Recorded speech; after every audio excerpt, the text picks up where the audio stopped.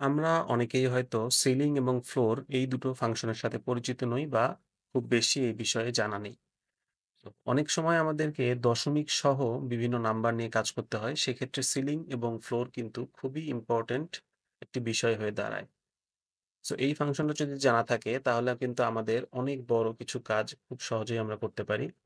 So উদাহরণস্বরূপ যদি আমাদের এরকম কিছু নাম্বার থাকে যে ২ দশমিক তারপরে কিছু ডাটা থাকবে বা নাম্বার থাকবে, সেগুলোকে যদি আমরা অ্যালাও করি তাহলে আমরা 2 পয়েন্ট সামথিং কে 3 হিসেবে কাউন্ট করব। সেই ক্ষেত্রে আমরা সিলিং ব্যবহার করব এবং যদি 2 এর পরে আ যতই দশমিক থাকুক আমরা সেগুলো কাউন্ট করব না। শুধু 2 ই থাকবে। সেই ক্ষেত্রে আমাদেরকে ফ্লোর ফাংশনটি ব্যবহার করতে হবে।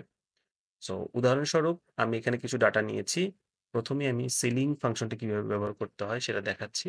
সো ইকুয়াল সিলিং তারপরে রেঞ্জ সিলেক্ট করতে হবে অর্থাৎ যে সেল বা যে রেঞ্জটা আপনি আ এই ফাংশন ব্যবহার করতে চাচ্ছেন সেটা সিলেক্ট করতে হবে এবং তারপরে 1 দিয়ে ব্র্যাকেটটা ক্লোজ করতে হবে।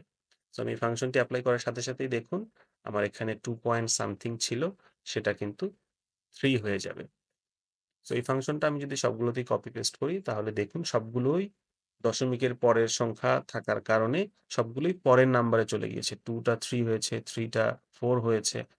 সো একইভাবে আমি যদি ফ্লোর ফাংশনটাতে যাই, ইকুয়াল ফ্লোর তারপরে রেঞ্জ এবং 1 দিয়ে ব্র্যাকেটটা ক্লোজ করলেই আমার কিন্তু এই ফাংশনটি এপ্লাই হয়ে যাবে।